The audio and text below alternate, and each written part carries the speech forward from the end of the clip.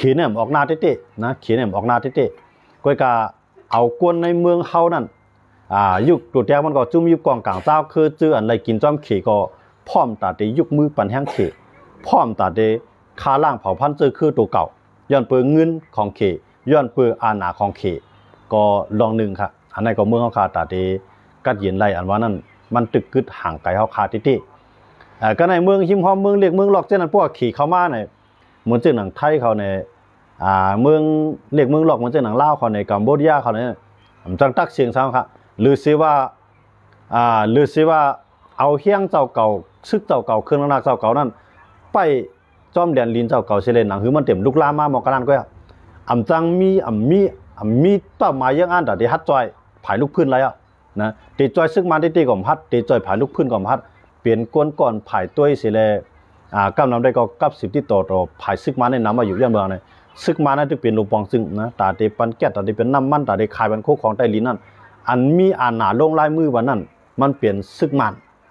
มันเปลี่ยนซึกมันย้อนเมื่อเจ้านั่นแหละเมืองหิมหอมเจ้าไหนก็ยังเฮ็ดก่อซึกมันก็ในจุ่มยุบกองกลางลูกพื้นเหมือนเจ้าหนังเมืองใต้เนี่ยเขาขามาตัวเนี่ยอันตาเตว่าเปลี่ยนตัวเตี้ยนเมืองใต้เสียเลยฮัดลูกขึ้นเขียงตา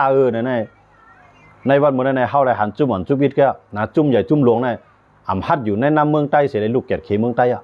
นะโฮมบารังซึกใต้เขาก็ฮัดลูกขึ้นแกดเขเมืองใต้เดี๋ยวสิว่าเฮ็ดซึกให้แกดขีนาลินเจ้าเก่าก็นะอันย้อนเมื่อสร้างเนี่ยมันอ่อนกันกูขี่นะกูขี่นั่นน่ะบ่กะตึกเอาในป้อซึกมันเรียบได้ร่วมมาในเขียนในเด็กกึดเขียนในเด็กใจกึดป้อมกึดเขียนในก็จังจุกอยู่ภายซึกมาในจังใจเครื่องบินในจังใจเครื่องกองกลางเนี่ยมังเจ้าคืออ่อนดังสุดได้ใจลองการปิกป้ายมักมีนะการกล้าการขายกูจึงก็ลองการกินกันแย่ไหมอ่อนดังสุดได้ปิกกันนั่นต่างก่อนย้อนเมื่อไหร่บอกว่าเฮาขามาด้วยเมื่อเขาในตาเตไลขึ้นกัดเยนานมันตื่นเตะหยัดเตะครับมันตื่นเตะห่างไกลเขาขาดเตะให้อย่างไรข่าวว่ามันมีจุ่มใหญ่ใช่ไหมจุ่มใหญ่ในเมืองใต้เนี่ยฮัดปืนเผาตาเตจุกอยู่ภายก้นเมืองฮัดปืนเผาตอนตาเตเขียงตาต่อเจ้ามหาอำนาจเจ้าอำนาจเขาล่ะในเมืองใต้ในอาเซียนนะยามปืนเผาค่ะยามปืนเผาว่าเขาในเตจุกอยู่ภายก้นเมืองอะไรเพราะปืนเผาปุ๊บก็แย่ป้าค่ะนะปืนเผาว่าเตจุกอยู่ภายก้นเมืองเจอในกลางใจเจ้านั่นสังว่าซึกมันลำหยุบลำยบให้ปลายมาอยู่ในของเสียวขึ้นจึงได้ของเสียวขึ้นจึงได้พร้อมต่อเดียวผมลงปันของเสียวขึ้นจึงได้ปืนผ่าเขาในเพราะปืนผ่าเขาในของเสียวขึ้นจึงได้ในกึ่งกลางยาปังตึกใหญ่กำเดียวครับเมืองใต้ปอดหองกำในมันก็อาเซียนในเรียบแต่จุกอยู่ภายก้นเมืองอาเซียนในที่อยู่ภายลูกพื้นเอาในมันก็ปล่อยให้จุ่มตัวเตี้ยนซึกมันเช่นนั้นหลายๆจุ่มผมปารังจุ่มFPPครับนะตัวเตี้ยนซึกมันเช่นนั้นลืบล้ำของเสียวขึ้นจึงได้ตัวถึงหมดเลยของเสียวขึ้นจึงได้จังกับตึกซึกมันย่อก็ฮัดปืนเผาตอนนั้นตึกซึกมันเนี่ยครับกำในมีจุ่มหลายอันข่าวว่าอันเล็กๆน้อยๆอันตอนตาเตขึ้นมาเปลี่ยนตัวเตี้ยนเมืองใต้เสร็จต่อสู้ลาเนาะนี่มือเลยเนี่ยมันจะมีSS PDF เนาะ SSRY มีหลายๆจุ่มครับเป็นจุ่มเล็กจุ่มล็อกครับอันเจอนั้นเนี่ยเตป้าดังลูกอ่อนก้นหนุ่มใต้เนาะเตป้าดังก้นหนุ่มใต้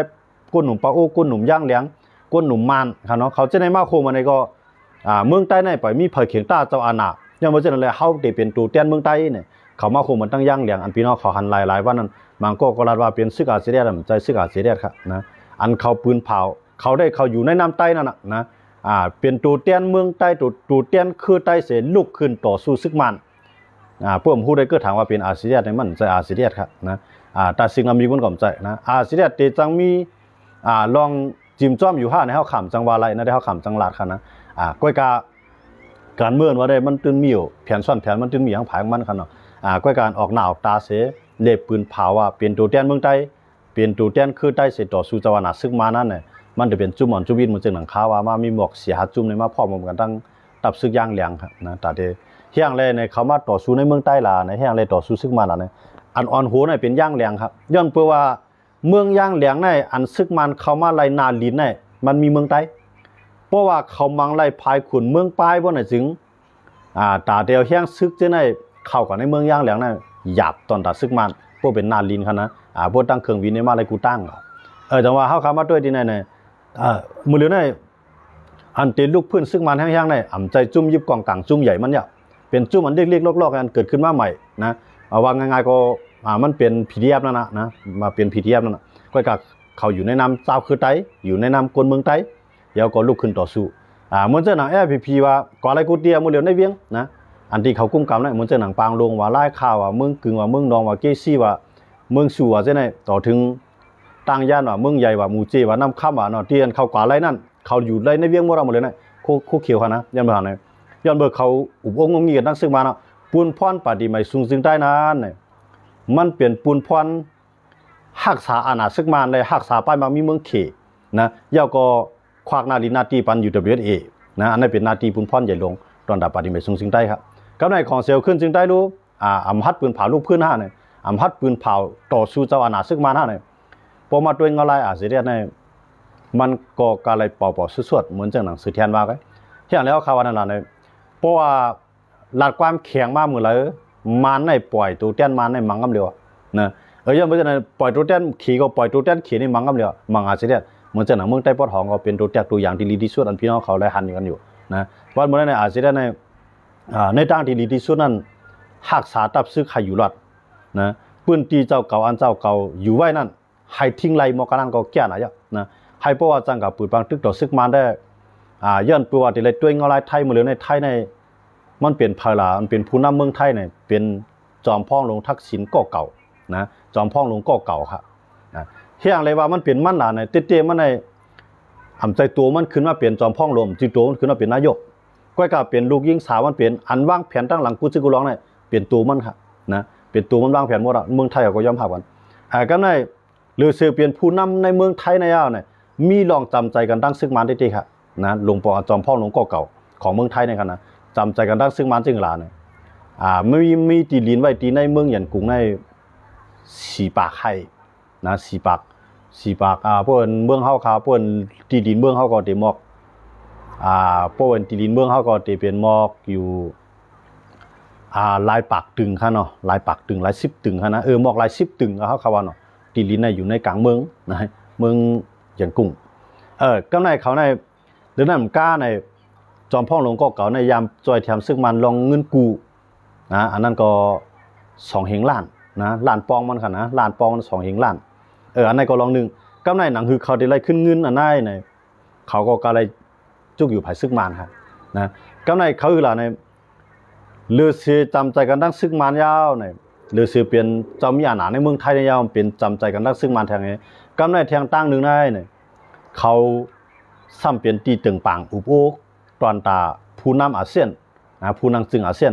อันเป็นอันว่าอิบราฮิมอันเป็นผู้นำอันเป็นจอมพ่องหลวงเมืองมาเลเซียค่ะเนาะอันนั้นก็เป็นที่ตึงปังค่ะนะจอมพ่องหลวงทักษิณก็เก่าค่ะนะใจก็มาเร็วค่ะนะก็มาเร็วในเป็นลูกยิงสาวมันเจ้าย้อนเปิดเส้นนั่นแหละในจังว่าตาเตเฮ็ดให้ซึกมันร่วมกลปังนั้นในหยาบเย้า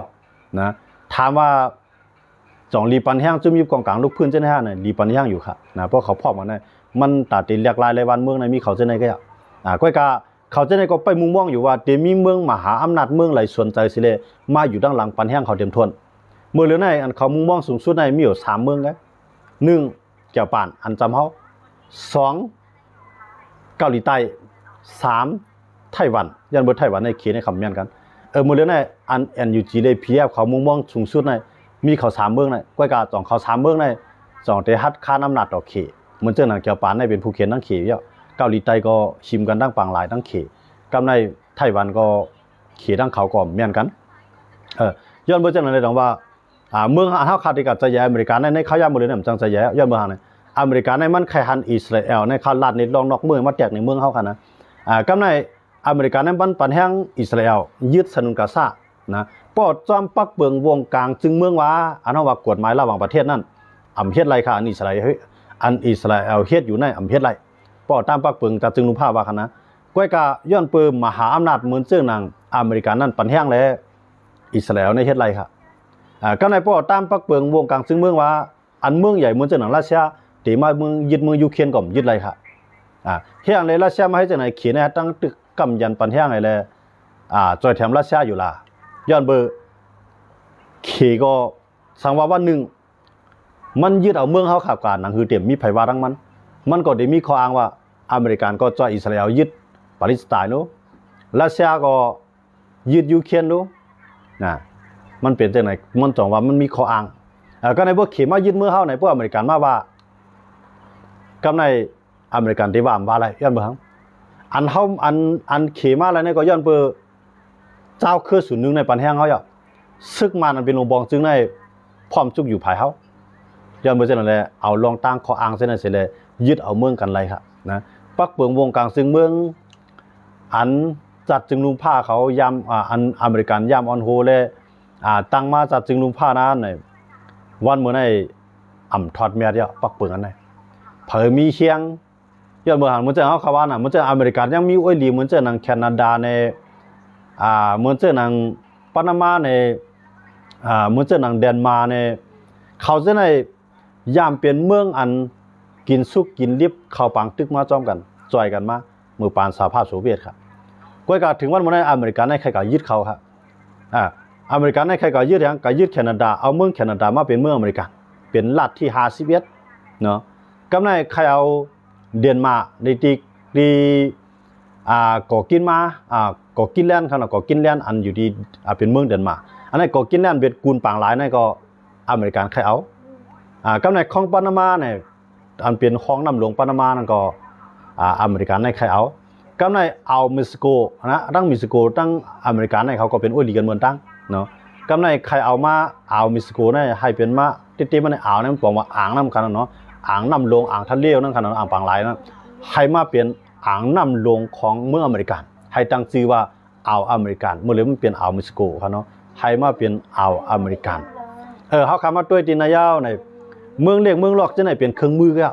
นะเพราะว่าเขาคู่ตัวก็นั่งแค่เจี๊ยบกันน้ำเขาคำว่าด้วยเลยเนื้อปานใต้เขาเกี่ยวปานมามังสุนก็เข้าห่มเกี่ยวปานในเฮ็ดซึกตัดดิลอดไล่ปานอังเกตมาเขาก็เป็นอังเกตเขาก็ว่าเขาเนี่ยเป็นเมืองปีเมืองน้องเมืองผมเมืองอารักขาเนาะเมืองปีเมืองน้องกันเนี่ยใต้เขาก็ยอมมาญามาก็ในขี่เผือกมาเนี่ยใต้เขาขาดส่วนหนึ่งเฮ็ดก็ขี่เผือกส่วนหนึ่งเฮ็ดก็เขียดเลี้ยงมังกันมาแล้วถึงมาปานได้เนี่ยเมืองเขียดได้ขึ้นมายี่บ่อเจ้าขึ้นในเมืองเขาได้สิเลยขึ้นลุกขึ้นมังไตขึ้นขาก็มันแต่ว่าเขาขาดสู้มาปาน10ปานฮะตาเขาตีออกรอดปวดไรนั่นเนี่ยพอเขาขาเรียบเพี้ยนด้วยเมืองมหาอำนาจที่ไหนเขาเข่าปังตึกกว่ามือเขาจอยได้เขาปีครับพวกข่มจอยมากเนี่ยเขาซุ่มลำเต้ในยุคเดียวแจกมันแทงเมืองหนึ่งแทงคืนหนึ่งเขาว่าเนาะเหมือนเจ้าหนังคือเกากลางเนี่ยเป็นตัวใหญ่เป็นตัวยืดแต้นต่างเมืองเขียดเต็มอ่ะนะเมื่อก่อนเขาได้ไล่เหล่าใกล้นั่นก็เขาก้นเขาในลู่ใหญ่ตายน้ำหนักโผเหียงมันครับน้ำมันบางเทียบตีครับเมื่อนั้นวันเมื่อนั้นเขาไล่ขึ้นเอาดีเหล่าใกล้เพื่อกับตัวในก้นตายของเกากลางเขานั้นนำเต้ก็ในลาเซียวยึดไล่นะลาเซียวนะยึดแล้วขึ้นไล่ปลายขึ้นนะภายในวันที่22เนาะภายในวันที่22เนี่ยให้ซึกเกากลางเนี่ยออกหมดขี่ก็ตำวางไว้จังไหนครับนะตำวางไว้จังไหนซึ่งมันเอาเขามาครับเมื่อซึ่งมันเขามาขี่ก็เขามาจอมเขาก็ในเมื่อขย้ำขี่เข้ามานั่นเกาก้างเดี่ยมเลยยุ่งหนังต่างซุ่มเดี่ยมเขามายุ่งนั่นเกาก้างเราได้ผมร่มอยู่ตรงนี้เดี๋ยวเราผมร่มเนี่ยวานให้เดี๋ยวเราผมร่มเนี่ยซึ่งในมันมีมาครับแถมที่เขาเดปวดปล่อยเมืองเขานั่นเนี่ยเขาหนึ่งแค้นการที่ไรไปจอมเกี่ยมอันที่ขี่เขาว่างไว้ครับพอไปเนี่ยตั้งอันนั้นเนี่ยถามว่าแต่ใต้ไรสังก้นเมืองใต้ไรสังเนี่ยไรสังในนอนมีเด็ดซุ่มกับซุ่มก้อยกะผู้อยู่เสตามมีตั้งเลือกครับนะการที่ไรไปจอมเส้นตั้งอันนั้นเหมือนเจอเขาเขาว่าน่ะอันเป็นเฮาขากับด้วยตั้งตาวันออกกลางทางอีกนึงค่ะเนาะตั้งตาวันออกกลางนั่นในเขาเป็นเยอะการเมืองจึงลาในอ่อนตั้งสุดในเปลี่ยนหามาดค่ะอันตึกกันตั้งอิสราเอลในหิมกันหิมกันมาเนาะเมื่อจ้างในเขาหิมกันเมืองลงเฮลิซูเลียมนะกำเลือนมาในตัวโนทำในมือหมายนึงมันในตัวโนทำในยุคอาปันให้เป็นเมืองเฮลิซูเลียมเมืองหลวงของอิสราเอล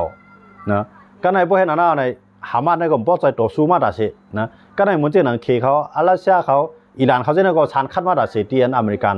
ขับห้องเป็นเมืองหลวงเฮลิซูเลียมเนี่ยก็กว่าเขาชันคัดวันเสตาก็เขาเจ้าหน้าพัดส่งยังซึกเขาใจย้อนเมื่อสังหลังเนี่ยอันอยู่ตั้งหลังอิสราเอลนั่นมันเป็นอเมริกันมีเมืองหลาย5เรายังซึกเขามาจ่อยครับเพราะว่าเขาคู่กันครับก็ในอันเป็นหามาดในยากกินน้ำมันเนี่ยเพราะว่าหามาดยากกินน้ำมันเนี่ยก็ในอิหร่านเนี่ยก็มังให้เขาได้จ่อยนะพวกถูกจะแห้งซึกจ่อยเขาได้จ่อยเนี่ยหูตีในลานว่าเตียวแห้งซึกนับล้านก้อนมันเสร็จเลยเขามาจ่อยหามาดหูตีในถามว่าจ่อมันจังมาห้าเนี่ย ป้อขีปนาวุธลูกเมืองมันยี่มาในมาถึงเมืองอิสราเอลไรก็กล่าวว่ามันตกใส่ในเมืองไรเนี่ยมาอิสราเอลเขามีเครื่องให้กลางตั้งกลางเฮานะป้ออินเฮือนเตียกอุเตียกว่าจันเหยียจันลงจะในกำลังในมันมีให้กลางตั้งกลางเฮาครับนะยังไม่ใช่ในอิสราเอลนะอยู่มาไรกำในฮูตีนั่นเจ้าแห่งซึกเขามาจ่อยนะพวกเขามาเดี๋ยวไรคามมันเดี๋ยวไรลัดมาหลายเมืองนะเดี๋ยวไรลัดมาหลายเมืองว่าจะเป็นมาจะเป็นกาตาร์เนี่ยมาจะเป็นอียิปต์เนี่ยมาจะเป็นจอร์แดนเนี่ยมันเดี๋ยวไรผ่านต่างหลายจะไหนผมปารังซาอุมังคุนตีเขาเนาะมันเดี๋ยวไรผ่านมาจะไหนมันมาอะไรครับนะยาก็ยังมีอิรักแห่งจังมาฮูตีนั่นจังมาก็แล้วขีปนาวุธนะอยู่ในเมืองดอกเมืองยื้อเขามาก็การยื้อเขามานั้นก็หนึ่งซ้ำมีนให้กลางตั้งกลางหายนั่นก็อยู่รอดมาอะไรครับก็ในฮูตีนั่นจังจอดเตี้ยในฮิตปุโรในจามในฮิตปุโรในมันติดกันตั้งอิสราเอลเนาะก็ในเพราะว่าฮิตปุโรในลุกขึ้นต่อสู้ต่ออิสราเอลในอิสราเอลในเอาตื้อตั้งข้าวย่ามันในสิเลยกึดปังตึกต่อฮามาสนะกึดฮามาสเราเนี่ยกินน้ำหนาเลยมันสองก็ย่อมกึดพวกมันย่อมกึดปุ๊บเนี่ยอันเป็นอิสราเอลนั่นถอนแห้งซึกส่วนหนึ่งที่ในเมืองฮามาสในก็ข้าวดัง1 เรือนนั่นข้าวดัง2 เรือนเขาจะเนาะข้าวดัง2 เรือน60 วันเนาะข้าวดัง2 เรือนนั่นในกวาดตึกกวาดตึกอันเป็นจุ่มฮิตปุโรนะตึกเตรียมตีครับนะเอาเครื่องบินได้ปล่อยฮิตปุโรนั่นมีเครื่องให้กลางตั้งกลางเฮานะก็ในมีเครื่องบินแท้นะฮิตปุโรนั่นมีเครื่องบินมีเครื่องให้กลางตั้งกลางเฮาแห่งใดฮิตปุโรนั่นมีเครื่องบินน่ะเนี่ยย้อนเบอร์มันใจลงปองซึ่งอันเป็นลงปองซึ่งในเป็นเลบานอนอยู่ไว้ในเมืองเลบานอนก็ไม่เลบานอนได้ฮิตปุโรในพวกมังกันจอมนาลินต่อนาลินในอันเป็นลงปองซึ่งในแห่งในอ้วนค่ะแห่งนั้นเพียงโปตาได้กวนปังแบบฮิตปุโรนะกำในก็ลงปองซึ่งแนวตั้งใจทำที่อเมริกันเขากำในเพราะว่าฮิตปุโรยากกินเอาในลงปองซึ่งเลบานอนนั่นก็ยุ่งจ้อมปล่อยให้มังเพราะว่าฮิตปุโรอ้วนหวานในลงปองซึ่งเลบานอนนั่นที่มีเฮียงยังไม่ใช่ในต่างว่าต่างอะไรไปตัวเงาลายข้าวยามดีปล่อยให้อิสราเอลในทุบเต็มตีครับนะก็ในพวกทุบเต็มตีเอาในลงปองซึ่งเลบานอนนั่นว่าคือลาในลงปองซึ่งเลบานอนนั่นว่าสังเจอว่าจุ่มฮิตปุโรเขาย่อมวางกองกลางในอันเป็นลงปองซึ่งเลบานอนในที่ย่อมอุบโอต่ออิสราเอลเสียแล้วเฮ็ดให้พื้นที่ในเฮ็ดให้พื้นที่อันในขึ้นใหญ่ไม่สูงเลยก้นเมืองเลยอยู่ดีก็เย็นก็ฮิตปุโรในไปย่อมมันมาในขนมไปย่อมเสตาก็กำลังยาอิสราเอลในทุบนำหนาล่าในผู้นำในใครมีแล้วนะแต่งตั้งขึ้นมาใหม่ยื้อตายไปแต่งตั้งขึ้นมาใหม่ลักวางแผนเอาตายไปได้ดินะเพราะว่าคู่จือว่าเป็นผู้นำก็อะไรในก่อยก็นั่นยังไม่ใช่อะไรหมดเลยในฮิตปุโรเขาได้กว่าตั้งนานแล้วนะกำในเขาก็ยอมลองกึดตึกนะเพราะเขากึดตึกเอาในข้าวดัง60 วันก็นะในข้าวดัง60 วันก็กึดตึกกับตั้งฮิตปุโรได้ตั้งอิสราเอลกำในอิสราเอลก็ถอนทัพซึกออกมามังสุนขึ้นมามังหามาดยันเมืองในหามาดในลองกึดตึกกัน60 วันมันป่วนกว่าเยอะกำในหามาดนั้นไปปล่อยปันกวนตุยการเมืองจนไปปล่อยเสียงขนาดเนาะกำในอิสราเอลก็ลองต้านในอิสราเอลมามังแท่งนะกำในฮิตปุโรนั่นฮัดคืนเอากำในไปฮัดยืดเตะเจ้ามาเนี่ยเมื่อเขายืดเตะยืวานาเนี่ยมันถูกอิสราเอลในกวาดล่างไปแท่งน่ะกวายน้ำหนากำในอันว่าเป็นอิหร่านนั่นว่าที่มาจอยก็มาจอยก้ามกับมันใจแห้งฮัดใจแห้งซึกจอยเอาขีปนาวุธยื้อลงมา3 ปากลูกครับเนาะยื้อเมืองมันมาเนาะยื้อคามเมืองจอร์แดนยื้อคามกาตาร์มาตกใส่ในเมืองอิสราเอลก็กำนำในมันตกใส่มันก่อยในกลางหาวไว้มันตกถึงในเมืองเลยนะกำนำกันเนาะว่าเนาะย้อนเบอร์อิสราเอลนั้นมันมีเครื่องเฮกลางกลางหาวอันดีที่สุดในอยู่ในเมืองอิสราเอลเลยอเมริกันในปันมาข้างกันเนาะอันอิสราเอลเขามีไว้ทั้งก้อยก็มีพองย้อนเบอร์จะไหนแต่ว่ากำลื่นสูดมาเนี่ยฮิตปุโรนั่นก็เปลี่ยนเหยื่อการเมืองก็มือเลยในตึกก่อมจังตึกก็ไม่เพราะตึกในอิสราเอลเนี่ยกวาดล่างเต็มที่นะเพราะว่าเขามาตึกกันตั้งอิสราเอลกวาดล่างเต็มที่ก่อมจังตึกเต้ครับก็ในหามาดอันว่าอิหร่านที่จอยวันมันในหามาดนั่นก็ที่กินข้าวว่าเดี๋ยวมีเอาก้นเมืองเขาในมือปีซอยซาเวียนในตึกขึ้นใหญ่ไม่สูงเพราะมาด้วยปีซอยซาสีซาหาในมาในยกย่อยกวายเสียงหนาขึ้นหลีบ่มมีค่ะย้อนไปจากนั้นในเป็นห้องว่าเหยื่อการเมืองค่ะช่างเจว่าย่ามหน้าในฮูตีเขาในยืดต่ออิสราเอลเอาตั้งใจทำที่อิหร่านจองเขาได้ไล่ซุ่มมอกันได้ค่ะคำซุ่มค่ะนะเพราะว่าเขาย่อมเฮ็ดก่อต่ออิสราเอลย่อมเฮ็ดก่อต่ออเมริกันเป็นอิหร่านเขารัสเซียก็จังให้สั่งตั้งเขาตีครับ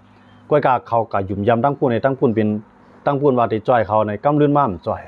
นะเพื่อจ้อยเขาก็ยากกินทั้งกล้วยเขาครับกำนั้นถามว่ารัสเซียว่าที่จ้อยนั้นรัสเซียมาให้สั่งบันไม่สั่งบันไรครับนะก็อย่าว่ารัสเซียอย่าว่าที่ขี่ละ ตอนหลังจากจึงลุงผ้าลงปาก93จึงเมืองในนะอันปันแห้งในมีป่นสามอันลูกขึ้นสารคัดในมีเมื่ออเมริกันก็นะมีเมื่ออเมริกันก็ตีอันเขาเดียวตั้งพิษอิสเดียวตั้งพิษนิทันจะหูนะมีอเมริกันก็ตีมฮันลีตีเหลือนั่นฮันลีหมดครับนะย้อนไปเจออะไรกำเลื่อนมาต่อให้จัดจึงลุงผ้าลงในลงลายมือมันก็ว่าฮันลีออกเสียงกลางใจว่าฮันลีแต่เดียงยบนิสันจะหูมังเมืองซ้ำว่าฮันลีก็ว่าฮันลีก็ว่าก้อยกาออกเสียงสังเสมิวปันเสียงกลางใจจังห้องว่าไทยเขาว่างดออกเสียงค่ะเนาะลงเสียงกลางใจสังเสมิว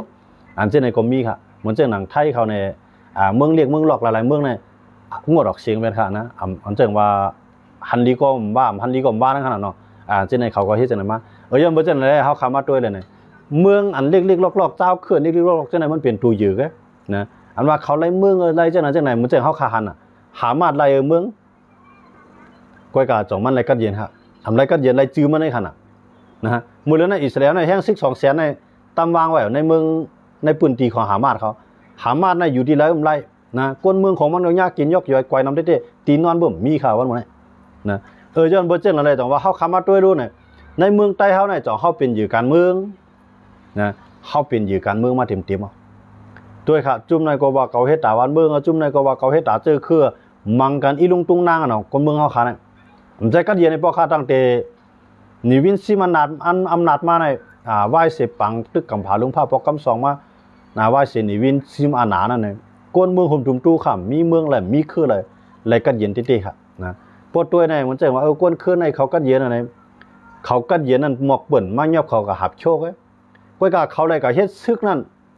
เฮ็ดมาตั้งแต่อายุ7-8 ขวบมังหมู่มังจุ่มมังเจ้าคือนะกัดเย็นได้กัดเย็นมีเปิ่นมาตึกเขาเปิ่นมายื้อเขาหมอกกันในกัดเย็นนะก้อยกาให้เพราะว่าไล่มีลงทางห่างเหมือนเจ้าหนังก้นเมืองมันกัดเย็นเต้มันอยู่ตรงแถวมันก็เหมือนเจ้าหนังเมืองไทยเขาเนี่ยเหมือนเจ้าหนังเมืองขี่เขาเนี่ยเขาจะได้พายกับมายื้อเขาครับพวกเขาโมอยู่โมกินโมเฮ็ดโมซาวขึ้นใหญ่ที่ก็นะตาบนที่มายื้อเขาเนี่ยไปมีครับย้อนเมื่อหางเนี่ยเขาเนี่ยมันว่าไอว่าจีว่าเผาเขาโลนะเปิดเอากันว่าป้ากันเปลี่ยนเมื่อเจ้าเขาเมื่อเจ้าเมืองเขาคาซ้ำเนี่ยเกาก็ทางไปทางมั่นขนาดนั้นเมื่อเดือนนี้เมืองใต้ปอดของได้ซุกซักยกย่อยไกวน้ำเที่ยวเมืองใต้ปอดจานในติดลามนะย้อนเมื่อสางเนี่ยมันมีจุ่มยิบกองกลางลูกพื้นขึ้นมาแทงอันใหม่ๆมัน